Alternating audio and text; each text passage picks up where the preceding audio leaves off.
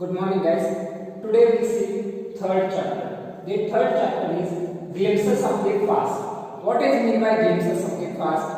Glimpses of the past ಅಂದ್ರೆ partial or complete view of past. ನಾವು ಇದು actually English subject ಆದರೆ ನಾವು ಇದರಲ್ಲಿ ಹಿಸ್ಟರಿನ ನೋಡ್ತಾ ಇದ್ದೀವಿ. ಫಾಸ್ಟ್ ಇಂಡಿಯನ್ ಹಿಸ್ಟರಿ ಏನಾಗಿತ್ತು ಅಂತ ಪಾರ್ಷಿಯಲ್ ಆಗಿ ನೋಡ್ಕೊಂಡು ಬರೋಣ. Before you read, here are some pictorial glimpses of the history of our country from 1757 to 1857. ಇಲ್ಲಿ ಏನು ಹೇಳ್ತಾ ಇದ್ದಾರೆ ಅಂದ್ರೆ ಮೇಲೆ ನಮ್ಮ glimpses of the fast Indian history ಅನ್ನು ನೋಡ್ಕೊಂಡು ಬರೋಣ. ಇಲ್ಲಿ ಈಗ 1757 ರಿಂದ 1857 ವರೆಗೆ these pictures and speech bubbles. pictures ಅಂದ್ರೆ ಇಮೇಜಸ್ ಕೊಟ್ಟಿದ್ದಾರೆ, ಅದರ ಸೈಡ್ ನಲ್ಲಿ ಸ್ಪೀಚ್ ಬಬಲ್ಸ್ ಕೊಟ್ಟಿದ್ದಾರೆ. ಓಕೆ, ಅವರು ಏನು ಮಾತಾಡ್ತಾ ಇದ್ದಾರೆ ಅಂದ್ರೆ ಅದನ್ನ ತೋರಿಸಿದ್ದಾರೆ. It is a very interesting story. will help clarify your understandings of the conditions that led to the event known as the first war of independence in 1857. ನಮ್ಮ ಫಸ್ಟ್ ವಾರ್ ಯಾವಾಗ ಇತ್ತಪ್ಪ ಅಂದ್ರೆ 1857 ನಲ್ಲಿ ಬ್ರಿಟಿಷರು ನಮ್ಮ ದೇಶದ ಮೇಲೆ ಕಬ್ಜಾವನ್ನು ಪಡೆದಿದ್ರು. ಓಕೆ, ಸೊ ನಾವು ಅವ್ರ ಗುಲಾಮರಾಗಿದ್ವಿ. ಯಾವಾಗ ನಾವು ಫಸ್ಟ್ ಫೈಟ್ ಮಾಡಿದ್ವಿ 1857ರಲ್ಲಿ. ಸೊ ಅದರಲ್ಲಿ ಕೆಲವೊಂದು ಸ್ಟೋರಿನ ತೋರಿಸಿದ್ದಾರೆ ನಿಮಗೆ. ದಿ ಮೆರಿಟರ್ಸ್ ಅಂದ್ರೆ ಯಾರು? ಹುತಾತ್ಮ ಯೋಧರು, ಯಾರು ನಮ್ಮ ಸ್ವಾತಂತ್ರ್ಯಕ್ಕಾಗಿ ತಮ್ಮ ಪ್ರಾಣವನ್ನ ಅರ್ಪಿಸಿದರು ಅವರಿಗೆ ಮೆರಿಟರ್ಸ್ ಅಂತ ಅಂತಿದ್ವಿ. ದಿ ಮೆರಿಟರ್ಸ್ ಅವ್ರ ಬಗ್ಗೆ ಇವ್ರು ಯಾರು ಅಂತ ಗೊತ್ತಾ ನಿಮಗೆ? ಇವರು ಲತಾ ಮಂಗೇಶ್ಕರ್, ಇವರು ಜವಾಹರ್ಲಾಲ್ ನೆಹರು ಅವರು, ಲಾಲ್ ಬಹದ್ದೂರ್ ಶಾಸ್ತ್ರಿ ಅವರು, ಇವರು ಇಂದಿರಾ ಗಾಂಧಿ. ಸೊ ಈ ಫಂಕ್ಷನ್ ನ ಡೆಲ್ಲಿಯಲ್ಲಿ ಹೆಲ್ಡ್ ಮಾಡಿದ್ರು. ಆವಾಗ ಲತಾ ಮಂಗೇಶ್ಕರ್ ಅವರು ಏನ್ ಹೇಳಿದ್ರು ಅಂತ ನೋಡಿ. Oh my country man, let your eyes fill with the tears. ಏನಂತ ಹೇಳ್ತಾರೆ? ನನ್ನ ದೇಶವಾಸಿಗಳೇ, ನಿಮ್ ಕಣ್ಣು ತುಂಬಲಿ ಕಣ್ಣೀರಿಂದ. ಯಾಕೆ ಕಣ್ಣೀರಿಂದ ತುಂಬಲಿ? as you recall the sacrifices of Indian mariners. ಅಂದ್ರೆ ಯಾರು ತಮ್ಮ ಜೀವನ ದೇಶಕ್ಕಾಗಿ ಮುಡಿಪಾಗಿಟ್ಟು ದೇಶಕ್ಕಾಗಿ ತ್ಯಾಗನ ಮಾಡಿದ್ರು ಅವ್ರಿಗೋಸ್ಕರ ನಿಮ್ಮ ಕಣ್ಣನ್ನ ತುಂಬಿಕೊಳ್ಳಿ ಅಂತ ಹೇಳಿದ್ರು. ಈ ಟೈಮ್ನಲ್ಲಿ ಅವರು ಹಾಡನ್ನ ಆಡಿದ್ರು. ಆ ಹಾಡು ಇಂಡಿಯಾದಲ್ಲಿ ಇವತ್ತಿಗೂ ಕೂಡ ತುಂಬಾ ಫೇಮಸ್ ಆಗಿದೆ. ನೀವು ಕೂಡ ಕೇಳಿದಿರ. ಯಾವ ಹಾಡು ಯಾವುದು ಅಂತ ಹೇಳ್ಬೋದಾ? मेरे वतन के लोगों जरा आँख में भर लो पानी, जो शहीद हुए उनकी जरा याद करो कुर्बानी. ಇದು ತುಂಬಾ ಮೀನಿಂಗ್ಫುಲ್ ಅಂಡ್ ಇಂಟ್ರೆಸ್ಟಿಂಗ್ ಸಾಂಗ್ ಆಗಿದೆ. ಈ ಸಾಂಗ್ ತುಂಬಾ ಫೇಮಸ್ ಕೂಡ ಆಗಿತ್ತು. ನೀವು ಕೇಳಿರ್ಬೋದು, ಅದರ ಅರ್ಥನೂ ಕೂಡ ನಿಮ್ಗೆ ಗೊತ್ತಿರ್ಬೋದು. ಅದನ್ನ ನಾನು ಹೇಳ್ತಾ ಇದ್ದೀನಿ ನಿಮಗೆ. ಸೊ ನಾವೀಗ ಫಸ್ಟ್ ಪಾರ್ಟ್ ಅನ್ನು ನೋಡಿದ್ವಿ. ಇದರಲ್ಲಿ ಟೋಟಲ್ 9 ಪಾರ್ಟ್ಸ್ ಇದೆ. ಫಸ್ಟ್ ಪಾರ್ಟ್ ಯಾವಪ್ಪ ಅಂದ್ರೆ ದ ಮೆರಿಟರ್ಸ್. ಸೊ ಅವ್ರಿಗೋಸ್ಕರ ಯಾರು ನಮ್ಮ ದೇಶಕ್ಕೋಸ್ಕರ ಪ್ರಾಣನ ಅರ್ಪಿಸಿದ್ದಾರೆ ಅವ್ರಿಗೋಸ್ಕರ ನಿಮ್ಮ ಕಣ್ಣಲ್ಲಿ ಒಂದು ಸ್ವಲ್ಪ ನೀರು ತುಂಬಿಕೊಳ್ಳಿ. ಅವ್ರಿಗೆ ಅವ್ರು ಏನು ಸ್ಯಾಕ್ರಿಫೈಸಸ್ ಮಾಡಿದ್ದಾರೆ ಅದಕ್ಕೆ ಇದನ್ನ ನೆನೆಸ್ಕೊಳ್ಳಿ ಅಂತ ಲತಾ ಮಂಗೇಶ್ಕರ್ ಹೇಳ್ತಾರೆ. ಈಗ ಅದರಲ್ಲಿ ಸೆಕೆಂಡ್ ಪಾರ್ಟ್ ಅನ್ನು ನೋಡೋಣ. The company consequence. ಯಾವಾಗಿಂದ? 1757 ಇಂದ 1849 ವರೆಗೆ. ದಿ ಕಂಪನೀಸ್ ಕಾನ್ಸಿಕ್ವೆನ್ಸ್ ಅಂತ ಏನು? ಕಂಪನಿ ಸರ್ಕಾರ, ಬ್ರಿಟಿಷ್ ಸರ್ಕಾರಕ್ಕೆ ಅವಾಗ ನಾವು ಏನಂತಿದ್ವು? ಕಂಪನಿ ಸರ್ಕಾರ. ಸೊ ಕಂಪನಿ ಸರ್ಕಾರ ನಮ್ಮ ದೇಶದಲ್ಲಿ ಯಾವ ತರ ಬಂದಿತ್ತು, ಎಲ್ಲೆಲ್ಲಿ ತನ್ನ ಆಡಳಿತವನ್ನ ಸಾಧಿಸಿತ್ತು. With this superior weapons the British East India Company was extending its power in 18th century in India. ಅವರು ಬ್ರಿಟಿಷರ್ ಅವರ ಹತ್ರ ಸುಪೀರಿಯರ್ ವೆಪನ್ಸ್ ಇತ್ತು. ಅಂದ್ರೆ ಯುದ್ಧ ಸಾಮಗ್ರಿಗಳು ನಮ್ಮ ಇಂಡಿಯನ್ ರಾಜರಿಗಿಂತ ಸುಪೀರಿಯರ್ ಆಗಿತ್ತು. ಅದರ ಪವರ್ದಿಂದ ಅವರು 18ನೇ ಇಸ್ವಿನಲ್ಲಿ 18th century ನಲ್ಲಿ ನಮ್ಮ ದೇಶದ ಮೇಲೆ ಕಬ್ಜಾವನ್ನ ಮಾಡಲಿಕ್ಕೆ ಸ್ಟಾರ್ಟ್ ಮಾಡಿದ್ರು. Okay, India in 1765. ಸೊ ಇದನ್ನ ಇಂಡಿಯಾ ಮ್ಯಾಪ್ ಅನ್ನು ತೋರಿಸಿದ್ದಾರೆ ಇನ್ 1765 ನಲ್ಲಿ. Indian princess. ಓಕೆ, ಇದು ಯೆಲ್ಲೋ ಕಲರ್ ಏನಿದೆ ಇದು ಇಂಡಿಯನ್ ಪ್ರಿನ್ಸೆಸ್ ಅವರಿದೆ. ಓಕೆ, ಸೊ ಇದೇನ್ ಪಾರ್ಟ್ ಇದೆಯಪ್ಪ? ಇದು ಬ್ರಿಟಿಷ್ ಟೆರಿಟರಿ. ಯಾವಾಗ ನೋಡಿ 1765 ನಲ್ಲಿ ಬ್ರಿಟಿಷರ ಆಡಳಿತ ಇಂಡಿಯಾದಲ್ಲಿ ಎಷ್ಟಿತ್ತು, ಮತ್ತೆ ನಮ್ಮ ರಾಜರು ಆ ಕಾಲದಲ್ಲಿ ರಾಜರು ಎಷ್ಟು ನಮ್ಮ ದೇಶನ ಆಳ್ತಿದ್ರ ಅಂತ ಈ ಪಿಕ್ಚರ್ ನಲ್ಲಿ ಕೊಟ್ಟಿದ್ದಾರೆ. Indian princes were short sighted. Indian princes short sighted ಇದ್ರು. ಶಾರ್ಟ್ ಸೈಟೆಡ್ ಅಂತ ಇದೆ ದೂರ ಆಲೋಚನೆ, ಮುಂದಾಲೋಚನೆ ಅವ್ರಿಗೆ ಏನು ಇರ್ತಾ ಇರಲಿಲ್ಲ. ಈಗ ಏನಿದೆ ಅಷ್ಟೇ ವಿಚಾರ ಮಾಡೋದು, ಮುಂದೆ ಏನಾಗುತ್ತೆ, ಅದ್ರ ಪರಿಣಾಮ ಏನಾಗುತ್ತೆ, ನಾವು ಯಾವ ತರ ಇರಬೇಕು, ನಮ್ಮ ರಾಜ್ಯನ ಯಾವ ತರ ನೋಡ್ಕೋಬೇಕು ಅಂತ ಅವರಲ್ಲಿ ಏನೂ ಇರಲಿಲ್ಲ. ಅವರು ಶಾರ್ಟ್ ಸೈಟೆಡ್ ಇದ್ರು. ಯಾರು ಶಾರ್ಟ್ ಸೈಟೆಡ್ ಇದ್ರು, ಆ ರಾಜ್ಯನ ಇವ್ರು ಸೋಲಿಸೋದು, ಈ ರಾಜ್ಯನ ಅವ್ರು ಸೋಲಿಸೋದು, ಅವರ ವೈಮಾನಿಕರನ್ನ ಮುಂದೆ ಬೆಳೆಸೋದು. That upstart Rajabha call the English merchants, they will help me to defeat him. So ಇಲ್ಲಿ ಏನ್ ಹೇಳ್ತಾ ಇದ್ದಾರೆ, ಒಬ್ಬ ರಾಜರು ಅಲ್ಲಿ ರಾಜ ಆಟದಲ್ಲಿ ಏನ್ ಮಾಡ್ತಾ ಇದ್ರು, ಈಗ ಈ ದೇಶದ ರಾಜ್ಯ, ಈ ರಾಜನು ಮುಂದಿನ ರಾಜ್ಯನ ಸೋಲಿಸಬೇಕಂದ್ರೆ ಅವರು ಬ್ರಿಟಿಷ್ ನ ಕಂಪನಿ ಸರ್ಕಾರನ ಹೆಲ್ಪ್ ತಗೋತಾ ಇದ್ರು. ಅವ್ರು ಏನ್ ಮಾಡ್ತಾ ಇದ್ರು, ಅವ್ರು ಕರ್ಸ್ಕೊತಾ ಇದ್ರು, ಅವ್ರ ಜೊತೆ ಒಗ್ಗಟ್ಟಾಗಿ ಆ ಬೇರೆ ರಾಜನ ಸೋಲಿಸ್ತಾ ಇದ್ರು. The people had no peace due to such a constant fight. So ಅಲ್ಲಿ ಜನಗಳು ಅವರಿಗೆ ಶಾಂತಿ ಅನ್ನೋದು ಇದ್ದಿದ್ದಿಲ್ಲ. ಯಾಕೆ ಇದ್ದಿದ್ದಿಲ್ಲ? ಯಾಕಂದ್ರೆ ಪ್ರತಿ ರಾಜ್ಯದಲ್ಲಿ ಯುದ್ಧ, ಜಗಳ ಇದೇ ನಡೀತಾ ಇತ್ತು. ಅದಕ್ಕೋಸ್ಕರ ಅವರಲ್ಲಿ ಶಾಂತಿ ಇರಲಿಲ್ಲ.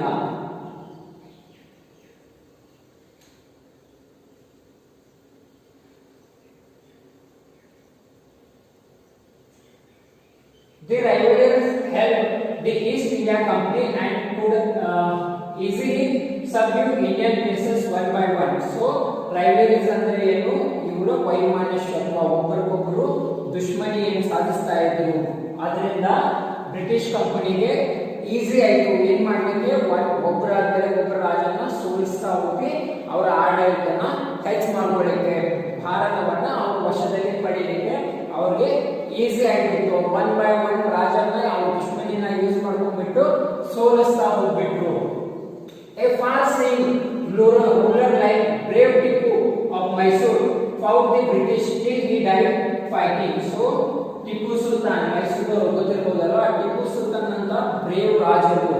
ಓಕೆ, ಅವರು ಮುಂದಾಲೋಚನೆ ಇತ್ತು, ದೂರದೃಷ್ಟಿ ಇತ್ತು ಅವ್ರಿಗೆ. ಅವ್ರು ಏನ್ ಮಾಡ್ತಾ ಇದ್ರು ಅಂದ್ರೆ, ಅವರು ಇದನ್ನ ವಿಚಾರ ಮಾಡಿ ಬ್ರಿಟಿಷರ್ ಜೊತೆ ಫೈಟ್ ಮಾಡಲಿಕ್ಕೆ ಸ್ಟಾರ್ಟ್ ಮಾಡಿದ್ರು. ಬ್ರಿಟಿಷರ್ನ ಹೊಡೆದು ಓಡಿಸ್ಲಿಕ್ಕೆ ಸ್ಟಾರ್ಟ್ ಮಾಡಿದ್ರು. ಅವ್ರು ಎಲ್ಲಿವರೆಗೂ ಫೈಟ್ ಮಾಡಿದ್ರು ಅಂದ್ರೆ, ಇದಕ್ಕೋಸ್ಕರನೇ ಅವ್ರ ಪ್ರಾಣನ ಕಳ್ಕೋಬೇಕಾಯ್ತು. ಅವ್ರ ಪ್ರಾಣ ಹೋಗೋವರೆಗೂ ಅವರು ಬ್ರಿಟಿಷರ್ ಜೊತೆ ಫೈಟ್ ಮಾಡಿದ್ರು. ಓಕೆ, ಸೊ ಈ ಪಿಕ್ಚರ್ ಅಲ್ಲಿ ಏನ್ ಹೇಳ್ತಾ ಇದ್ದಾರೆ ಅಂದ್ರೆ, ಅಲ್ಲಿ ಜನ ಪೀಸ್ ಇರಲಿಲ್ಲ ಅಂತ ಹೇಳಿದೆ. ಯಾಕೆ ಪೀಸ್ ಇರಲಿಲ್ಲ ಅಂದ್ರೆ, ಅಲ್ಲಿ ಯುದ್ಧ ನಡೀತಾ ಇತ್ತು, ಕಳ್ಳತನ ನಡೀತಾ ಇತ್ತು. ಒಂದು ರಾಜ್ಯವು ಮತ್ತೊಂದು ರಾಜ್ಯದ ಮೇಲೆ ಪ್ರತಿ ಸಾರಿ ದಾಳಿನ ಮಾಡ್ತಾ ಇದ್ರು. ಅದಕ್ಕೋಸ್ಕರ ಅದರ ಎಫೆಕ್ಟು ಅಲ್ಲಿ ಜನಗಳ ಮೇಲೆ ಬೀಳ್ತಾ ಇತ್ತು. ಸೊ ಈ ಬದಿಯಲ್ಲಿ ಏನಿದಾರಲ್ವಾ, ಇವರು ಬ್ರಿಟಿಷರ ಬಗ್ಗೆ ಮಾತಾಡ್ತಾ ಇದ್ದಾರೆ. ಅವರು ಈ ಬದಿಯಲ್ಲಿ ಇದ್ದಾರಲ್ಲ, ನಮ್ಮ ರಾಜ್ಯದ ಬಗ್ಗೆ ನಮ್ಮ ದೇಶದ ಬಗ್ಗೆ, ರಾಜ್ಯದ ಬಗ್ಗೆ ಮಾತಾಡ್ತಾ ಇದ್ದಾರೆ. ಅವ್ರು ಏನಂತ ಹೇಳ್ತಾ ಇದ್ದಾರೆ ನೋಡೋಣ. How did Indians react to those consequences. So ಆ ಸಿಚುವೇಶನ್ ಬಗ್ಗೆ ಇಂಡಿಯನ್ಸ್ ಏನ್ ಮಾತಾಡ್ತಿದ್ರು ಅಂತ ನೋಡ್ಬರೋಣ. Thank God there is a peace in the country now, no more wars and no looting by thugs. So ಇವ್ರು ಏನಂತ ಇದ್ದಾರಪ್ಪ, ಇವರಿಗೆ ಒಳ್ಳೆಯದೇ ಆಯ್ತು, ಇನ್ ಮುಂದೆ ಯಾವುದು ಯುದ್ಧ ನಡೆಯೋದಿಲ್ಲ, ಯಾವುದನ್ನ ಲೂಟಿ ಮಾಡೋದಿಲ್ಲ, ನಾವಿನ್ನು ಆರಾಮಾಗಿರ್ಬೋದು ಅಂತ ಅವನು ಮಾತಾಡ್ತಾನೆ. ಯಾಕಂದ್ರೆ ನಮ್ಮ ರಾಜ್ಯನ ಬ್ರಿಟಿಷರ್ ಸೋಲಿಸ್ತಾ ಇರ್ತಲ್ವ, ಕಂಪನಿ ಸರ್ಕಾರ ಬಂದವರಿಗೆ ಆ ತರ ಅನಿಸ್ತಾ ಇರ್ತದೆ. It is God who sent the British. So ಇವನೇನಂತಾನೆ, ದೇವರನ್ನೇ ಅವನ್ನ ನಮ್ಮ ಹತ್ರ ಕಳಿಸಿದಾನೆ, ನಮಗೋಸ್ಕರ ದೇವರನ್ನೇ ಕಳಿಸಿದಾನೆ ಅಂತ ಅವನಂತ ಇರ್ತಾರೆ. ಪಾಪ ಅವರ ಮುದ್ದು ಅವ್ರಿಗೆ ಎಷ್ಟೊಂದು ಅರಿವಿರುವುದಿಲ್ಲ, ಅದಕ್ಕೆ ಅವರು ಈ ತರ ಮಾಡಿರ್ತಾರೆ, ಮಾತಾಡಿರ್ತಾರೆ. Our destiny is linked with them. So ನಮ್ದೇನ್ ಧ್ಯೇಯ ಆಗಿತ್ತು, ಆ ಧ್ಯೇಯ ಅವ್ರದ್ದು ಕೂಡ ಲಿಂಕ್ ಆಗಿದೆ. ನಮ್ದು ಅವ್ರದ್ದು ಉದ್ದೇಶ ಒಂದೇ ಆಗಿದೆ ಅಂತ ಅವನು ಹೇಳ್ತಿರ್ತಾನೆ. ಯಾಕೆ ಅಂತ ಹೇಳ್ತಿರ್ತಾನೆ, ಅವ್ರಿಗೆ ಈ ಜಗಳ ಲೂಟಿ ಏನು ಬೇಡ ಇರುತ್ತೆ, ಅದಕ್ಕೋಸ್ಕರ ಅವನ ಆ ತರ ಹೇಳ್ತಾನೆ. ಸೊ ಕೆಲವೊಂದು ಜನ ಮತ್ತೆ ಬೇರೆ ಜನ ಏನ್ ಮಾತಾಡ್ತಾರೆ ಅಂತ ನೋಡೋಣ. The white man has killed our dethroned our kings. Okay, dethroned our kings. So ಏನಂತಾನೆ ಅವನು, the white man has killed. So ಬ್ರಿಟಿಷರು ನಮ್ಮ ರಾಜರನ್ನ ಕೊಂದ್ಬಿಡ್ತಾ ಇದ್ದಾರೆ, ಕೊಲ್ತಿದ್ದಾರೆ. ಕೆಲವೊಂದು ರಾಜರನ್ನ ಅವ್ರ ಗದ್ದೆಯಿಂದ, ಅವ್ರ ಪದದಿಂದ ಅವ್ರನ್ನ ಕಿತ್ತಾಕ್ತಾ ಇದ್ದಾರೆ ಅಂತ ಇದೆ. ಸೊ ಇವ್ರು ಏನಂತಾರೆ, ಮತ್ತು ಬೇರೆಯವ್ರು ಏನಂತಾರೆ ನೋಡೋಣ. Some things were not good, but after all they were of this land. So ಅವನು ಏನಂತಾನೆ, ಕೆಲವೊಂದು ಜನ ರಾಜರು ಚೆನ್ನಾಗಿರ್ಲಿಲ್ಲ, ಕೆಲವೊಂದು ಜನ ಚೆನ್ನಾಗಿದ್ರು, ಏನೇ ಇರಲಿ ಹಾಗೆ ಇರಲಿ, ಅವರು ನಮ್ಮ ದೇಶದವರು, ನಮ್ಮ ಭೂಮಿಯವರು, ನಮ್ಮ ನೆಲದವರು ಅಂತ ಹೇಳ್ತಾನೆ ಅವನು. ಈ ತರ ಆಗಬಾರ್ದಾಗಿತ್ತು ಅಂತ ಅಂತಾನೆ. ನಾವು we have become slaves of foreigners. So ಇವ್ರೇನಂತಾರಪ್ಪ, ನಾವೀಗ ಫಾರಿನರ್ಸ್ ಗುಲಾಮರಾಗಿದ್ವಿ, ಅವ್ರ ಕೈಯಲ್ಲಿ ನಾವು ಗುಲಾಮರಾಗಿದ್ವಿ. ಸೊ ಈ ತರ ಈ ಇನ್ಸಿಡೆನ್ಸ್ ನಡೆದಿತ್ತು ಅವಾಗ. ಈಗ ಮೂರನೇ ಪಾಠ ನೋಡೋಣ. ಮೂರನೇ ಪಾಠ ಏನಿದೆ, ಬ್ರಿಟಿಷ್ ರೂಲ್ 1765 to 1836. ಸೊ ಬ್ರಿಟಿಷರ ರೂಲ್ ಯಾವ ತರ ಇತ್ತು, ನಮ್ಮ ದೇಶದ ಮೇಲೆ ಆಡಳಿತ ಮಾಡಬೇಕಾದ್ರೆ ಅವ್ರು ಏನು ರೂಲ್ ಮಾಡಿದ್ರು ಅಂತ ನೋಡೋಣ, ಯಾವ ರೂಲ್ ಅನ್ನು ಯುಟಿಲೈಸ್ ಮಾಡಿದ್ರು ಅಂತ. Religious freedoms preached ideas like untouchability and child marriage. Okay, religious leaders ಅಂದ್ರೆ ಧರ್ಮಗುರುಗಳು, ಓಕೆ, ಪಂಡಿತರು, ಈ ತರ ಯಾರ್ಯಾರು ರಿಲಿಜಿಯಸ್ ಲೀಡರ್ಸ್ ಇರ್ತಾರಲ್ಲ ಅವರು ಮೆಸೇಜ್ ಅನ್ನ ಜನಗಳಲ್ಲಿ ಸ್ಪ್ರೆಡ್ ಮಾಡ್ತಾ ಹೋದ್ರು. ಏನು, ಅನ್ಟಚಬಿಲಿಟಿ. ಅನ್ಟಚಬಿಲಿಟಿ ಅಂದ್ರೆ ಏನು, ಮೇಲ್ ಜಾತಿಯವರು ಕೀಳ್ ಜಾತಿಯವರು ಟಚ್ ಮಾಡೋದಿಲ್ಲ, ಕೀಳ್ ಜಾತಿಯವರು ಮೇಲ್ ಜಾತಿಯವರನ್ನ ಟಚ್ ಮಾಡಬಾರ್ದು. ಇದು ಅನ್ಟಚಬಿಲಿಟಿನ ಅವರು ಪ್ರಕಾರನ ಬೆಳೆಸ್ಕೊತಾ ಹೋದ್ರು. ಅದ್ರ ಜೊತೆ ಚೈಲ್ಡ್ ಮ್ಯಾರೇಜ್ಗೆ ಅವರು ಎನ್ಕರೇಜ್ ಕೊಡ್ತಾ ಹೋದ್ರು. ಓಕೆ, ಇದು ತುಂಬಾ ತಪ್ಪು. ಸೊ ಇಲ್ಲೊಬ್ಬ ಧರ್ಮಗುರು ಏನ್ ಹೇಳ್ತಾ ಇದ್ದಾರೆ ಅಂತ ನೋಡೋಣ. Anyone who crosses this seas loses his religion. So ಇವ್ರು ಏನಂತ ಹೇಳ್ತಾರಪ್ಪ ಅಂದ್ರೆ, ಯಾರಾದ್ರೂ ಸಮುದ್ರವನ್ನ ದಾಟಿದ್ರೆ ಅವರು ಅವರ ಧರ್ಮವನ್ನ ಕಳ್ಕೋಬೇಕಾಗುತ್ತೆ ಅಂತ ಅವ್ರಿಗೆ ಹೇಳ್ತಾರೆ. ಸಮುದ್ರವನ್ನ ದಾಟುವುದು ತಪ್ಪು ಅಂತ ಹೇಳ್ತಾರೆ. ಓಕೆ, ಇದನ್ನ ನೆನಪಿಟ್ಕೊಳ್ಳಿ. ಇದು ಧರ್ಮಗುರು ವಾಕ್ಯ ಮುಂದೆ ನಿಮಗೆ ಯೂಸ್ ಆಗುತ್ತೆ ಮುಂದಿನ ಸ್ಟೋರಿಯಲ್ಲಿ. ಓಕೆ, ಸೊ ಇನ್ನೊಬ್ರು ಏನಂತ ಹೇಳ್ತಾರಪ್ಪ, all the mystery in the world is due to woman. So ಇದು ಭೂಮಿಯಲ್ಲಿ ಏನೆಲ್ಲ ಕೆಟ್ಟದಾಗಿ ನಡೀತಾ ಇದೆ ಅದು ನಡೆಯೋದೆಲ್ಲ ಹೆಣ್ಮಕ್ಕಳಿಂದಾಗಿ ಅಂತ ಹೇಳ್ತಾನೆ ಮೂರ್ಖ ಮನುಷ್ಯ. ಓಕೆ, ಸೊ ಇವನು ಒಬ್ಬ ಧರ್ಮಗುರು, ಅವನು ಆ ತರ ಹೇಳ್ತಾ ಇದ್ದಾನೆ, ಇಲ್ಲೆಲ್ಲ ನಡೆಯುವ ಮಿಸ್ಟ್ರಿ ಅಂದ್ರೆ ಆಪತ್ತು, ಏನ್ ಆಪತ್ತು ಈ ಜಗತ್ತಿನಲ್ಲಿ ನಡೀತಾ ಇದೆ ಅದೆಲ್ಲ ಹೆಣ್ಮಕ್ಕಳಿಂದಾನೆ ಅಂತ ಹೇಳ್ತಾನೆ.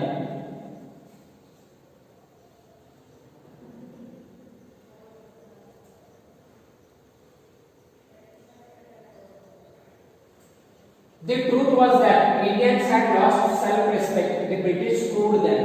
So, ನಿಜ ಏನಾಗಿರುತ್ತಪ್ಪ ಅಂದ್ರೆ ಇಂಡಿಯನ್ಸ್ ಸೆಲ್ಫ್ ರೆಸ್ಪೆಕ್ಟ್ ಅನ್ನ ಕಳ್ಕೊಂಡ್ಬಿಡ್ತಾರೆ. ಯಾಕಂದ್ರೆ ಬ್ರಿಟಿಷರು ಅವ್ರನ್ನ ರೂಲ್ ಮಾಡ್ತಿರ್ತಾರೆ, ಅವರ ಸ್ಕೂಲ್ ಮಾಡ್ತಿರ್ತಾರೆ. ಸ್ಕೂಲ್ಸ್ ಅಂದ್ರೆ ಸತಾಯಿಸ್ತಿರ್ತಾರೆ, ತುಂಬಾ ಅವ್ರನ್ನ ಟಾರ್ಚರ್ ಮಾಡ್ತಾ ಇರ್ತಾರೆ.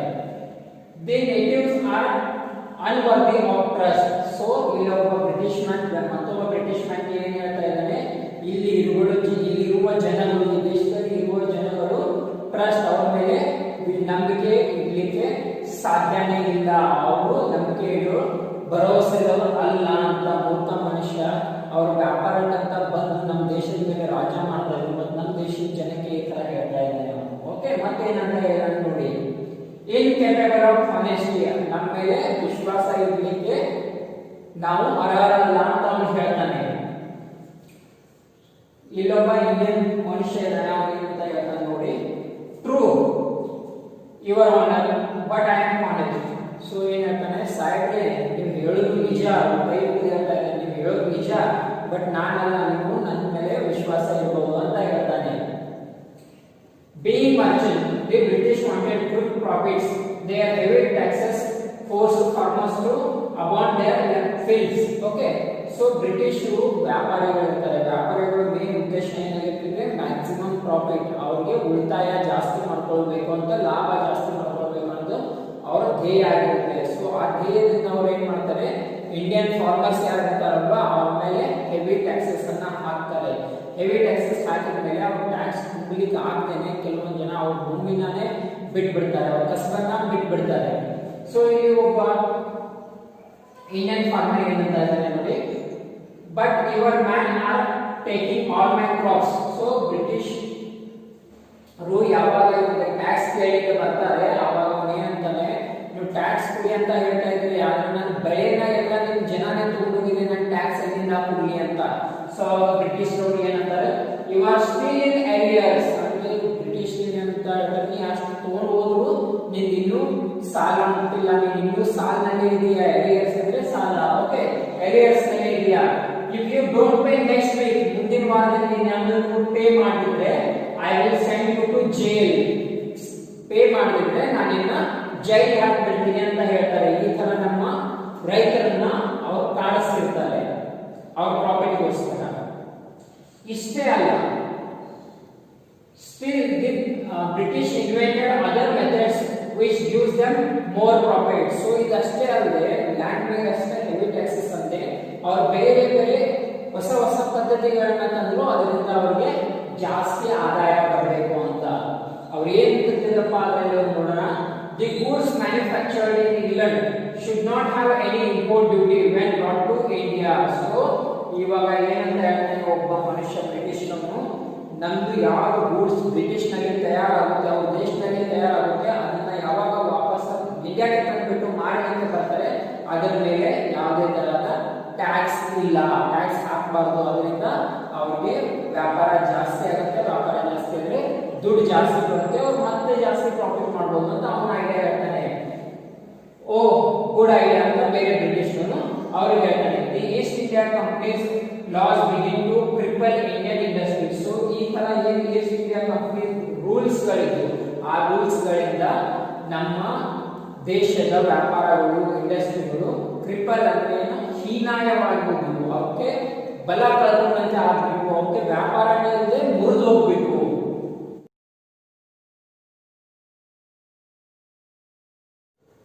Investigally, finance followed.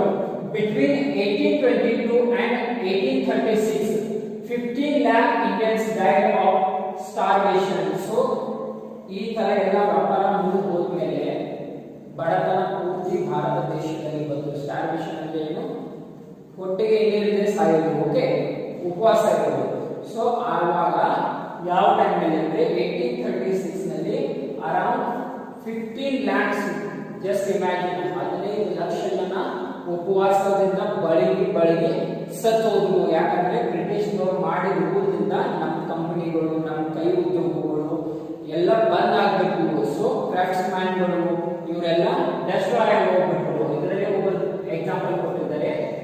The British policies ruled the expert artist and their businesses. So ನಮ್ಮೆಲ್ಲ ಎಕ್ಸ್ಪರ್ಟ್ ಆರ್ಟಿಸ್ಟ್ ಇದ್ರು, ಕ್ರಾಫ್ಟ್ಸ್ ಮ್ಯಾನ್ ಇದ್ರು, ಬೇರೆ ಬೇರೆ ವಿಧಾಯಕ ಬಿಸ್ನೆಸ್ ಮ್ಯಾನ್ಸ್ ಇದ್ರು. ಅವ್ರನ್ನ ಬ್ರಿಟಿಷ್ ರೂಲ್ನಿಂದ ಅದೆಲ್ಲ ಸಂಪೂರ್ಣ ನಾಶವಾಗೋಯಿತು.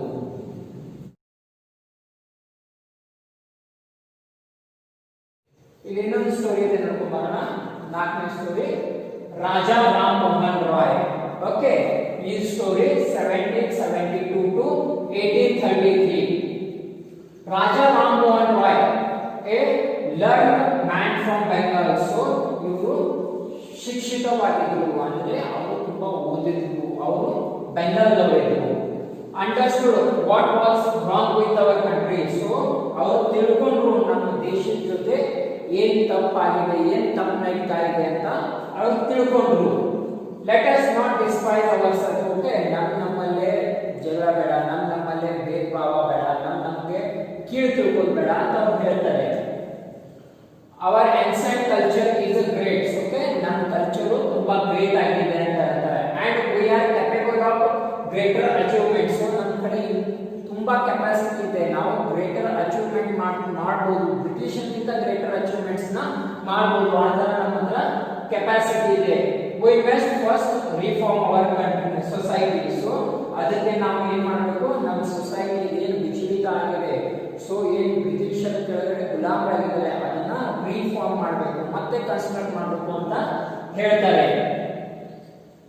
Superstitious have been ruling us. So ಅವ್ರು ಏನಂತ ಹೇಳ್ತಾರೆ, ಸೂಪರ್ಸ್ಟಿಷಿಯಸ್ ಯಾರು ಇರ್ತಾರೆ ಅವ್ರು ನಮ್ಮನ್ನ ರೂಲಿಂಗ್ ಮಾಡ್ತಾ ಇದ್ದಾರೆ, ಆಡಳಿತ ನಮ್ಮ ಮೇಲೆ ಮಾಡ್ತಾ ಇದ್ದಾರೆ. ಓಕೆ, ಸೊ ಅದಕ್ಕೋಸ್ಕರ ನಮ್ಮ ಸೊಸೈಟಿನ ನಾವು ರಿಫಾರ್ಮ್ ಮಾಡಬೇಕು ಅಂತ ಹೇಳ್ತಾರೆ.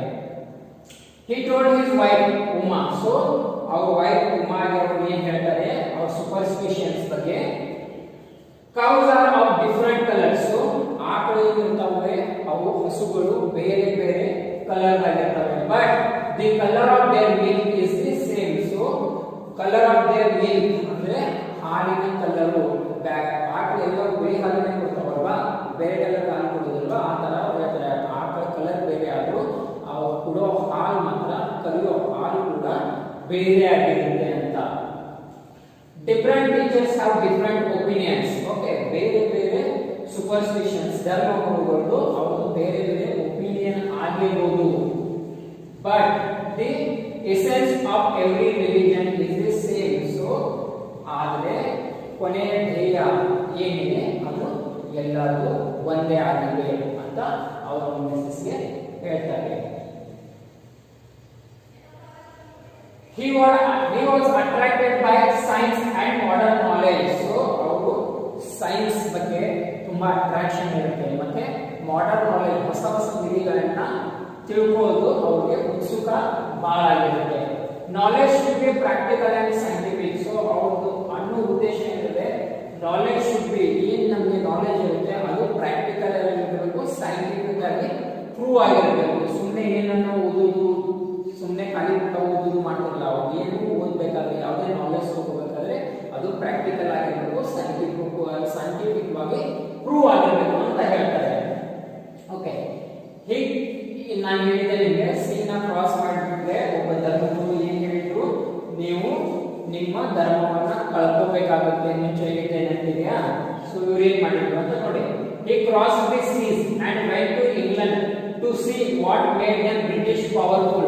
There he told them. Okay, so ಅವರನ್ನ ಯಾವುದು ಧರ್ಮಗುರುಗಳದ್ದು ವಿಚಾರ ಮಾಡದೇನೆ ಅವರು ಸಮುದ್ರವನ್ನ ಪಾರ್ ಮಾಡಿ ಬ್ರಿಟಿಷ್ಗೆ ಹೋದ್ರು, ಇಂಗ್ಲೆಂಡ್ಗೆ ಹೋದ್ರು.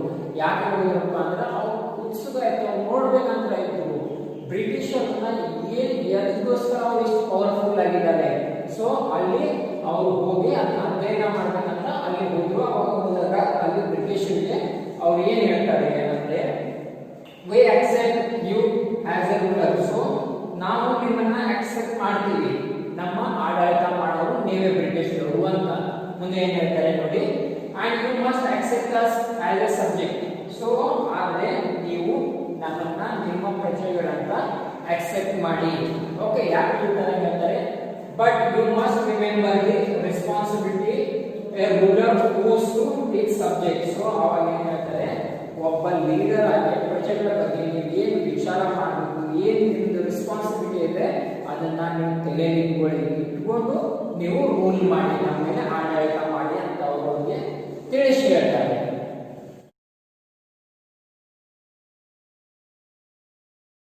ಸಾರಿ, ಮಧ್ಯದಲ್ಲಿ ಮಿಸ್ ಆಯಿತು.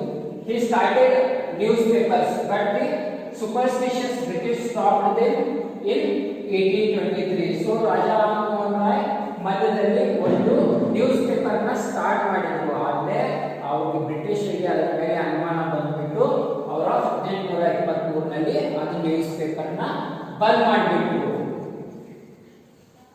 5ನೇ ಪಾರ್ಟ್ ನೋಡೋಣ.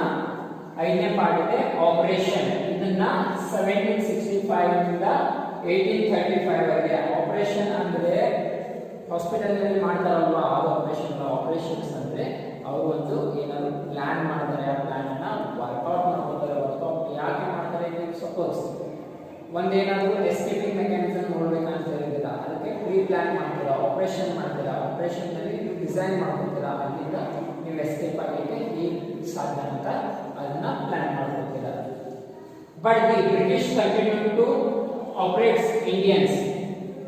In 1818, they have passed Regulation 3. Under it, an Indian could be jailed without trial in a court. So, Raja Rammohan Roy ಬ್ರಿಟಿಷ್ಗೆ ಹೋಗಿ ಅವರೆಲ್ಲ ಬ್ರಿಟಿಷರಿಗೆ ಪಾರ್ಲಿಮೆಂಟ್ಗೆ ಹೇಳಿದ್ರು. ಏನಂತ ಹೇಳಿದ್ರು, ನಾವು ಒಪ್ಕೋತೀವಿ ನೀವು ನಮ್ಮ ಲೀಡರ್ ಅಂತ, ಆದರೆ ನೀವು ನಮ್ಮನ್ನ ಪ್ರಜೆಗಳಂತ ಸ್ವೀಕರಿಸಬೇಕು, ಪ್ರಜೆಗಳ ತರ ಟ್ರೀಟ್ ಮಾಡಬೇಕು. ಬಟ್ ಬ್ರಿಟಿಷರ ಮಾಡಲಿಲ್ಲ, ಅವರು ಆಪರೇಷನ್ಸ್ ಇಂಡಿಯಾ ಮೇಲೆ ಹಾಗೆ ಕಂಟಿನ್ಯೂ ಮಾಡಿದ್ರು. ಸೊ ಆಪರೇಷನ್ಸ್ ಕಂಟಿನ್ಯೂ ಮಾಡಿ ಒಂದು ರೂಲ್ ಅನ್ನು ತೆಗೆದ್ರು, ರೆಗ್ಯುಲೇಷನ್ 3. ಅದರಲ್ಲಿ ಯಾವುದೇ ಭಾರತೀಯರನ್ನ ಡೈರೆಕ್ಟ್ ಜೈಲಿಗೆ ಕಳಿಸಬಹುದು, ಕೋರ್ಟಿಗೆ ಕಳಿಸದೆ. ಕೋರ್ಟಿಗೆ ಜೈಲಿಗೆ ಹೋಗೋದಾಗ ಏನು ಪ್ರೊಸೀಜರ್ ಇರುತ್ತೆ ಗೊತ್ತಾ, ಅವ್ರನ್ನ ಮುಂಚೆ ಅರೆಸ್ಟ್ ಮಾಡ್ತಾರೆ. ಅರೆಸ್ಟ್ ಮಾಡಿಬಿಟ್ಟು ಕೋರ್ಟ್ ನಲ್ಲಿ ವಾದ ವಿವಾದ ನಡೆಯುತ್ತೆ, ಅವರೇ ಅಪರಾಧಿನ ಇಲ್ಲ ಅಂತ ಪರಿಗಣಿಸಲಾಗುತ್ತೆ. ಆದ್ರೆ ಅವ್ರೇನಾದ್ರು ಅಪರಾಧಿ ಆದ್ರೆ ಮಾತ್ರ ಅವ್ರನ್ನ ಜೈಲಿಗೆ ಕಳಿಸಬೇಕಾಗುತ್ತೆ, ಅಪರಾಧಿ ಇರದಿದ್ರೆ ಅವ್ರನ್ನ ಬಿಡುಗಡೆ ಮಾಡಲಾಗುತ್ತೆ. ಅವ್ರಿಗೆ ಅಲ್ಲಿ ಆರೋಪಿ ಯಾವಾಗ ಜೈಲಿನಲ್ಲಿ ಕೋರ್ಟ್ ನಲ್ಲಿ ಇರ್ತಾನೆ ಆವಾಗ ಅವನ ಬಗ್ಗೆ ಅವ್ರು ವಾದ ಮಂಡಿಸಬಹುದು. ಬಟ್ ಇವ್ರೇನ್ ಮಾಡಿದ್ರು, ಬ್ರಿಟಿಷರು ಕೋರ್ಟ್ ನ ಬೈಪಾಸ್ ಮಾಡಿಬಿಟ್ಟು ಯಾವ ಬೇಕಾದ್ರೆ ಇಂಡಿಯಾ ಅವ್ರನ್ನು ಡೈರೆಕ್ಟ್ ಜೈಲಿಗೆ ಹಾಕಬೇಕು, ಹಾಕಬಹುದು ಅಂತ ಒಂದು ರೂಲ್ ನ ರೆಗ್ಯುಲೇಷನ್ ನ ಪಾಸ್ ಔಟ್ ಮಾಡಿದ್ರು.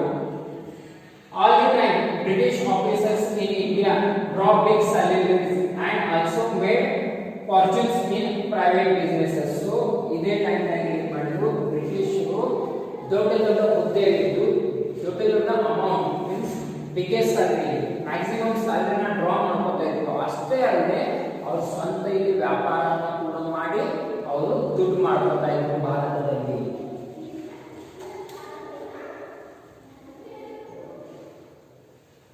By 1829, Britain was exporting British goods worth 7 crore rupees to India. So 1829 ನಲ್ಲಿ ಇಂಡಿಯಾ ಏನು ಮಾಡಿ ಆ ಟೈಮ್ ಅಲ್ಲಿ 7 crore rupees goods ನ ಇಂಡಿಯಾನಲ್ಲಿ ತಂದ್ಬಿಟ್ಟು ಮಾಡ್ತಾ ಇದ್ರು. ಅದರಿಂದ ಎಷ್ಟು ದುಡ್ಡನ್ನ ಮಾಡಬಹುದು ಅಂತ ನೀವು ಇಮ್ಯಾಜಿನ್ ಮಾಡಿ.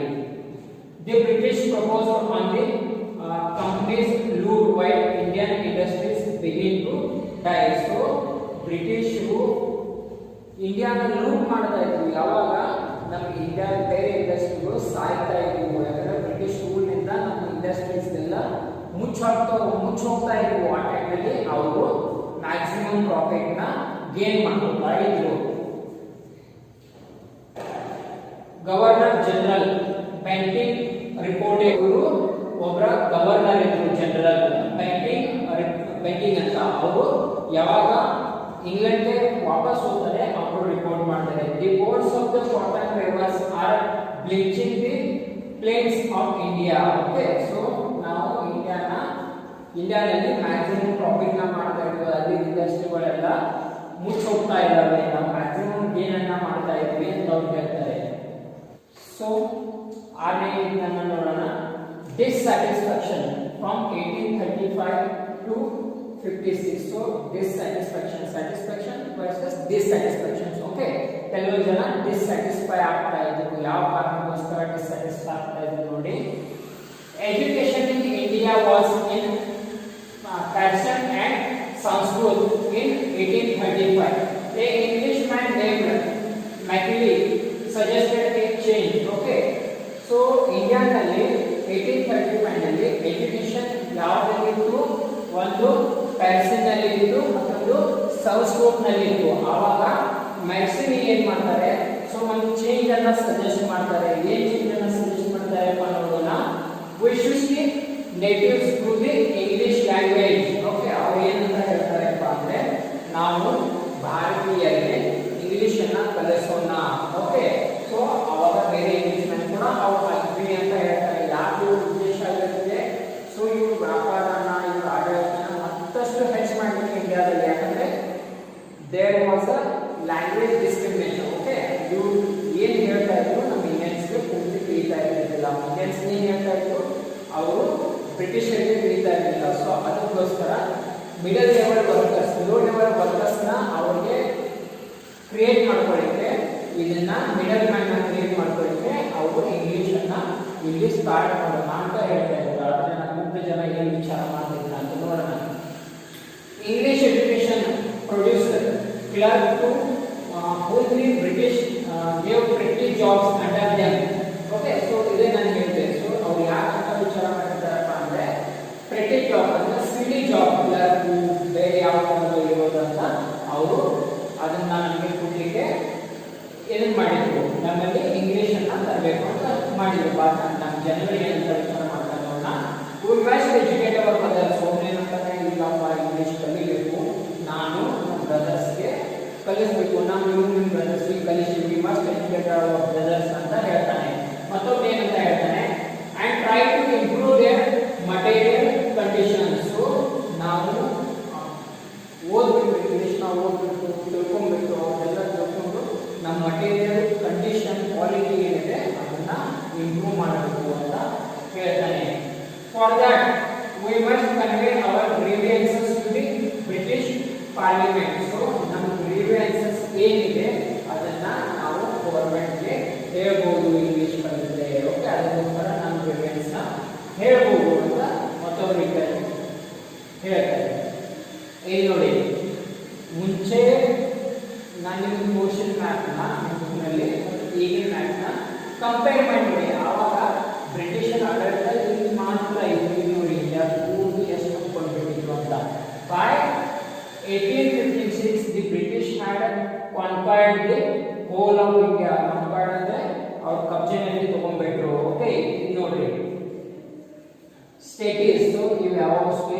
ಉಳಿದಿದ್ದು ಇದು ಬ್ರಿಟಿಷ್ ಅಕ್ವೈರ್ ಮಾಡಿದ್ದು ಎಲ್ಲ ತೋರಿಸಿದ್ದಾರೆ.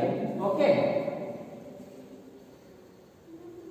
They carried little about the needs of Indians. ಕೆಲವೊಂದು ಬ್ರಿಟಿಷ್ ಇದ್ರು, ಅವರು ಒಂದ್ ಸ್ವಲ್ಪ ನಮ್ಮ ಇಂಡಿಯನ್ಸ್ ಬಗ್ಗೆ ಕೇರ್ ಮಾಡ್ತಾ ಇದ್ರು. Our things have become powerless and we have lost our old jobs. So ಅವರು ಏನಂತಾರೆ, ನಮ್ಮ ಥಿಂಗ್ಸ್ ಪಪೆಟ್ ತರ ಬಿಟ್ಟಿದ್ದಾರೆ, ಅವರ ಕೈಯಲ್ಲಿ ಏನು ಇಲ್ಲ, ನಾವು ಕೂಡ ನಮ್ಮ ಓಲ್ಡ್ ಜಾಬ್ಸ್ ನ ಕಳ್ಕೊಂಡ್ಬಿಟ್ವಿ ಅಂತ ಹೇಳ್ತಾರೆ. ಒಬ್ಬನೇನಂತ ಹೇಳ್ತಾನೆ, ಲ್ಯಾಂಡ್ಸ್, ನಾವು ನಮ್ಮ ಭೂಮಿನ ಕಳ್ಕೊಂಡ್ಬಿಟ್ವಿ. ಇನ್ನೊಬ್ಬ ಏನ್ ಹೇಳ್ತಾನೆ, they are converting our brothers, ನಮ್ಮ ಬ್ರದರ್ಸ್ ಕೂಡ ಅವರು ಕನ್ವರ್ಟ್ ಮಾಡ್ತಾ ಇದ್ದಾರೆ ಅಂತ ಒಬ್ಬ ಹೇಳ್ತಾನೆ. You only talk, do something to drive them out. So ಅದ್ರಲ್ಲಿ ಮತ್ತೊಮ್ಮೆ ಏನ್ ಹೇಳ್ತಾನೆಪ್ಪ ಅಂದ್ರೆ, ನೀವು ಬರೀ ಮಾತನಾಡ್ತೀರಾ, ಏನು ಮಾಡೋದಿಲ್ಲ, ಏನಾದರೂ ಮಾಡಿ ಅವ್ರನ್ನ ಒದ್ದು ಓಡಿಸ್ಲಿಕ್ಕೆ ಏನಾದರೂ ಪ್ರಯತ್ನ ಮಾಡಿ ಅದ್ರ ಬಗ್ಗೆ ಮಾತಾಡಿ, ಬರೀ ಇದ್ರ ಬಗ್ಗೆ ನೀವು ಮಾತಾಡಬೇಡಿ ಅಂತ ಇನ್ನೊಮ್ಮೆ ಹೇಳ್ತಾನೆ.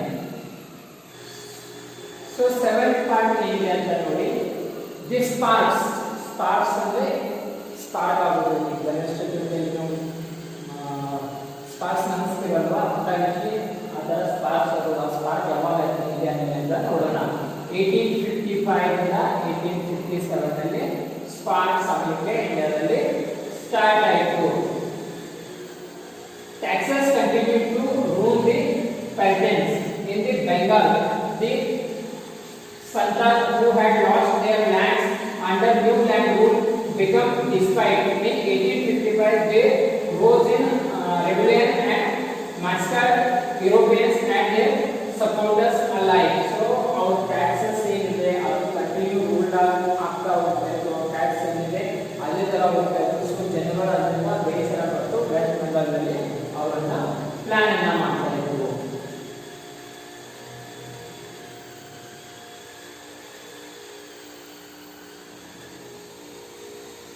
Discontent was bring in the East India Company's army group. Okay, ಇಲ್ಲಿ ಏನಾಯಿತು ಅಂದ್ರೆ ಈಸ್ಟ್ ಇಂಡಿಯಾ ಕಂಪನಿ ಆರ್ಮಿಯಲ್ಲಿ ಕೂಡ ಭೇದ ಭಾವ ಸ್ಟಾರ್ಟ್ ಆಯಿತು. ಏನ್ ಭೇದ ಭಾವ ಸ್ಟಾರ್ಟ್ ಆಗುತ್ತಪ್ಪ ಅಂದ್ರೆ, the white soldier gets huge pay, man sold to life in servant. Okay, so ಅವ್ರು ಏನಂತಾರೆ, ಒಬ್ರು ಏನಂತ ಇರ್ತಾರೆ, ಬ್ರಿಟಿಷರು ಏನಿದ್ದಾರೆ ಅವರು ತುಂಬಾ ಜಾಸ್ತಿ ಸ್ಯಾಲರಿ ಕೊಡ್ತಾ ಇದ್ದಾರೆ, ಬಟ್ ನಮ್ಮ ಜನಕ್ಕೆ ತುಂಬಾ ಕಡಿಮೆ ಸ್ಯಾಲರಿ ಬರ್ತಾ ಇದೆ ಅಂತ.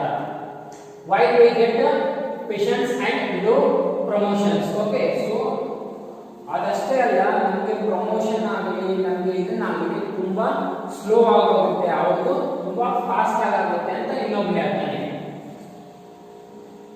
ದಿ ಅಂಗ್ರೇಜ್ ask us to cross the seas which against our religion. ಒಬ್ಬನೇ ಹೇಳ್ತಾನೆ, ಇವರು ಇಂಗ್ಲಿಷರು, ಇಂಗ್ಲೆಂಡ್ ಅವರು ನಮಗೆ ಸಮುದ್ರವನ್ನ ಪಾರ್ ಮಾಡಲಿಕ್ಕೆ ಹೇಳ್ತಾರೆ, ಅದು ನಮ್ಮ ರಿಲಿಜನ್ಗೆ ಬದ್ಧವಾಗಿದೆ, ಸೊ ಅದು ವಿರೋಧವಾಗಿದೆ. ಹೂ ಇಸ್ ದಿ ಟೋಪಿವಾಲಾ to abolish our age old custom. So ಅವನೇ ಯಾರು ಟೋಪಿವಾಲಾ, ನಮ್ಮ ಕಸ್ಟಮ್ನೇ ಮುರಿದಾಗ್ತಾ ಇದ್ದಾನೆ, ನಮ್ಮ ಧರ್ಮನೇ ಮುರಿದಾಗ್ತಾ ಇದ್ದಾನೆ, ನಮ್ಮ ರೀತಿ ರಿವಾಜನೇ ಮುರಿದಾಗ್ತಾ ಇದ್ದಾನೆ ಅಂತ. We must try out the ಅಂಗ್ರೇಜ್. ಸೊ ಅವಾಗ ಏನ್ ಹೇಳ್ತಾರೆ, ಯಾರ ಮಂಗಲ್ ಪಾಂಡೆ ಅವ್ರು ಹೇಳ್ತಾರೆ, ಇವ್ರನ್ನ ಬ್ರಿಟಿಷರ್ನ ಒಂದು ಹೊರಗಾಕಬೇಕು ನಮ್ಮ ದೇಶದಿಂದ. Sepoy Mangal Pandey attack the adjutant of the his regiment and was executed. So sepoy Mangal Pandey ಏನ್ ಮಾಡ್ತಾರಪ್ಪ ಅಂದ್ರೆ, ಅವ್ರು ಯಾರು ಲೀಡರ್ ಇರ್ತಾರಲ್ವ, ಸಿಪಾಯಿ ಮಂಗಲ್ ಪಾಂಡೆ ಸಿಪಾಯಿ ಇರ್ತಾರೆ, ಅದರಲ್ಲಿ ಯಾರು ಮೇನ್ ಹೈಡ್ ಇರ್ತಾರಲ್ವ ಅವ್ರನ್ನ ಸಾಯಿಸಿ ಹಾಕ್ಬಿಡ್ತಾರೆ. ಓಕೆ, ಸೊ ಸಾಯಿಸಿ ಹಾಕ್ಬಿಡ್ತಾರೆ. Thousands of other Sipai revolted.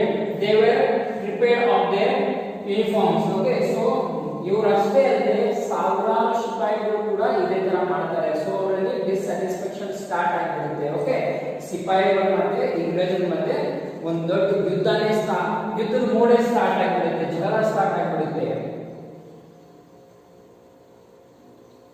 So ಇದರಲ್ಲಿ ಏನಿದೆ, few Englishmen had cared to understand Indians customs or the people's minds. So ಕೆಲವೊಂದು ಜನ ಬ್ರಿಟಿಷರಿದ್ದಾರೆ, ಅವರು ಇಂಡಿಯನ್ಸ್ ಅಂದ್ರೆ ಭಾರತೀಯರ ರಿಲಿಜನ್, ಪದ್ಧತಿ, ಕಸ್ಟಮ್ ನ ಅಂಡರ್ಸ್ಟ್ಯಾಂಡ್ ಮಾಡ್ಕೊತಾ ಇರ್ತಾರೆ. Oh proud Brahmin soldier, Do you know that the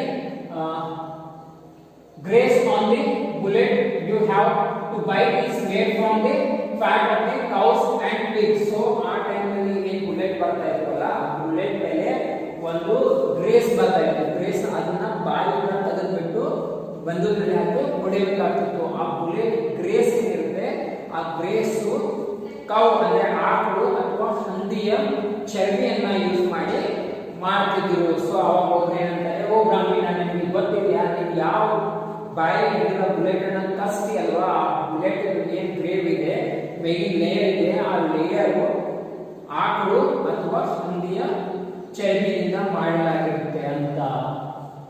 what ಒಂದು ಸರ್ಪ್ರೈಸ್ ಆಗ್ತಾನೆ. ವಾಟ್ ಅಂತ ಅಂತಾನೆ, the white man has disrespect to us too. Okay, so Muslim ಕೂಡ ಏನಂತಾರೆ, ಹಿಂದೂ ಮುಸ್ಲಿಂ ಧರ್ಮದ ವಿರೋಧವಾಗಿರುತ್ತೆ. ಓಕೆ, ಸೊ ಅವ್ರು ಏನಂತಾರೆ, ವೈಟ್ ಮ್ಯಾನ್ ನಮಗೂ ಕೂಡ ಮೋಸ ಮಾಡಿದ್ನಲ್ವಾ, ನಮಗೂ ಕೂಡ ಮೋಸ ಮಾಡಿದ್ರು ಅಂತ ಒಬ್ಬನಂತಾನೆ ಅದರಲ್ಲಿ. ಓಕೆ, ಅವಾಗ ಏನಾಗುತ್ತೆ, soon chapatis were sent from village to village to tell the people that their employers would want their services. Okay, yes all my village man will be ready. So ಅವಾಗ ಏನ್ ಮಾಡ್ತಾರೆ, ಎಂಪ್ಲಾಯರ್ ಯಾರು ಇರ್ತಾರಲ್ಲ ಅವರು ಚಪಾತಿನ ಪಾಸ್ ಮಾಡ್ತಾ ಇರ್ತಾರೆ. ಚಪಾತಿ ಪಾಸ್ ಮಾಡಿ ಒಂದು ಮೆಸೇಜ್ ಅನ್ನ ಕೊಡ್ತಾ ಇರ್ತಾರೆ. ಏನ್ ಮೆಸೇಜ್, ನಮ್ಗೆ ನಿಮ್ ಸಪೋರ್ಟ್ ಬೇಕು, ಬ್ರಿಟಿಷರ್ನ ಹೊಡೆದು ಒದ್ದೋಡಿಸ್ಲಿಕ್ಕೆ ನಿಮ್ ಸಪೋರ್ಟ್ ಬೇಕು ಅಂತ. ಚಪಾತಿ ಒಂದು ಮೆಸೇಜ್ ಆಗಿರುತ್ತೆ. ಚಪಾತಿನ ಕೊಟ್ರೆ ಅವರು ಯುದ್ಧಕ್ಕೆ ರೆಡಿ ಆಗಿರ್ಬೇಕು ಅಂತ. Similarly lotus flowers cleared them among Indian soldiers that to the foreigners. Okay, the message gave all help and shelters to the parasiters. Okay, so ಅವಾಗ ಸಿಮಿಲರ್ಲಿ ಸೋಲ್ಜರ್ಸ್ ಮಧ್ಯೆ ಕೂಡ ಏನ್ ಮಾಡ್ತಾರೆ, ಇಲ್ಲಿ ಚಪಾತಿನ ಕೊಟ್ರೆ ಅಲ್ಲಿ ಫ್ಲವರ್ಸ್ ನ ಕೊಡ್ತಾ ಇರ್ತಾರೆ. ಫ್ಲವರ್ಸ್ ಲೋಟಸ್ ಫ್ಲವರ್ ನ ಕೊಡ್ತಾ ಇರ್ತಾರೆ. ಅದನ್ನ ಕೊಟ್ಬಿಟ್ಟು ಮೆಸೇಜ್ ನ ಪಾಸ್ ಮಾಡ್ತಾ ಇರ್ತಾರೆ. ಅವಾಗ ಸಿಪಾಯಿ ಏನಂತಾರೆ, that to the foreigners ನ ಸಾಯಿ ಬಿಡೋಣ, ಅವ್ರನ್ನ ಹೋಗ್ಸೋವರೆಗೂ ಬಿಡೋದಿಲ್ಲ ಅಂತ. ರಿವೋಲ್ಟ್ ಯಾವಾಗ ಆಗುತ್ತೆ ಅಂತ ನೋಡಿ, 1857 ನಲ್ಲಿ. Then there was a violent outbreak at Meerut. Okay, Meerut ನಲ್ಲಿ violent outbreak ಆಗುತ್ತೆ. ಅಲ್ಲಿ ಬ್ರಿಟಿಷರ ಮಧ್ಯೆ ಮತ್ತು ಭಾರತೀಯರ ಮಧ್ಯೆ ಒಂದು ಯುದ್ಧ ಸ್ಟಾರ್ಟ್ ಆಗಿಬಿಡುತ್ತೆ. The sepoy marched to Delhi. Okay, ಸಿಪಾಯಿಗಳು ಇದಕ್ಕೆ ಡೆಲ್ಲಿಗೆ ಬರ್ತಾರೆ. Lord live our empire Badshah Shah. Okay, Bahadur Shah. So ಅವರು ಅವಾಗ ಶಾಗೆ ಹೇಳ್ತಾರೆ, ಬಹದ್ದೂರ್ ಶಾ ಇವ್ರ ಅಂಡರ್ ನಲ್ಲಿ ಅವರು ಎಲ್ಲರೂ ಒಕ್ಕಟ್ಟಾಗಿ ಆ ಬ್ರಿಟಿಷರ ಮೇಲೆ ಅಟ್ಯಾಕ್ ಮಾಡಲಿಕ್ಕೆ ಪ್ಲಾನ್ ಮಾಡ್ತಿರ್ತಾರೆ. The rebellion spread wider. So ಇದು ಅಷ್ಟೇ ಅಲ್ಲದೆ ಡೆಲ್ಲಿ ಅಷ್ಟೇ ಅಲ್ಲದೆ ಎಲ್ಲ ಕಡೆ ಆ ಮೆಸೇಜ್ ಸ್ಪ್ರೆಡ್ ಆಗುತ್ತೆ. ಓಕೆ, ಅವರು ಬ್ರಿಟಿಷರ ಜೊತೆ ಫೈಟ್ ಮಾಡೋದು ಅಂತ. Many landlords and lost their lands because of the British policies and their sore. Okay, so ಏನಾಗಿರುತ್ತೆ, ಸೋರ್ ಅಂದ್ರೆ ಹೇಗೆ, ತುಂಬಾ ಜನ ಲ್ಯಾಂಡ್ ಹೋಲ್ಡರ್ಸ್, ಯಾರು ಶ್ರೀಮಂತರಾಗಿರ್ತಾರೆ, ಯಾರು ರಾಜರಾಗಿರ್ತಾರೆ, ಅವರು ಅವ್ರದ ಆಸ್ತಿ ಪಾಸ್ತಿನ ಎಲ್ಲ ಕಳ್ಕೊಂಡಿರ್ತಾರೆ. ಸೊ ಅವ್ರಿಗೆ ಅವ್ರ ಮೇಲೆ ಶಿಫ್ಟ್ ಆಗಿರುತ್ತೆ.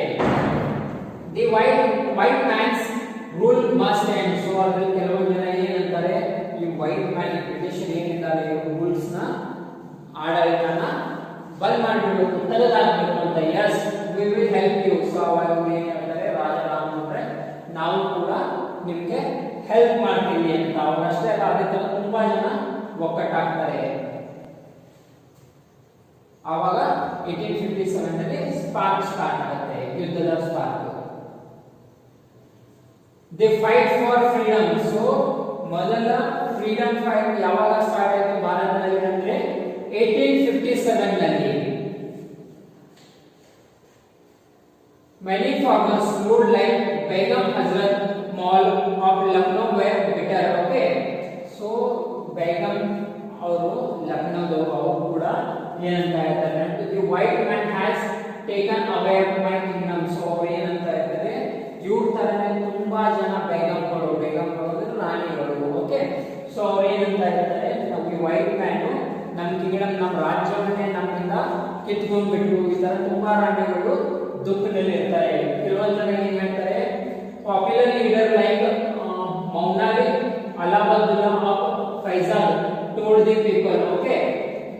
ಹಾಗೆ ಏನಂತ ಹೇಳ್ತಾನೆ, ರೈಸ್ ಬ್ರದರ್ ರೈಸ್, ದಿ ಆಂಗ್ರಿ is running our land. Okay, so ಅಂಗ್ರೇಜ್ is running our land. So ಏನಂತಾರೆ, ರೈಸ್ ಎದ್ದೇಳಿ ಎದ್ದೇಳಿ, ಇಂಗ್ಲಿಷ್ ಬ್ರಿಟಿಷರು ನಮ್ಮ ದೇಶನ ರೂಲ್ ಔಟ್ ಮಾಡ್ತಾರೆ, ಎದ್ದೇಳಿ ನೀವು ಎಚ್ಕೊಂಡು ಬಿಡಿ, ಅವ್ರನ್ನ ಹೊಡೆದು ಉಳಿಸಿ ಅಂತ ಅವಾಗ ಹೇಳ್ತಾರೆ.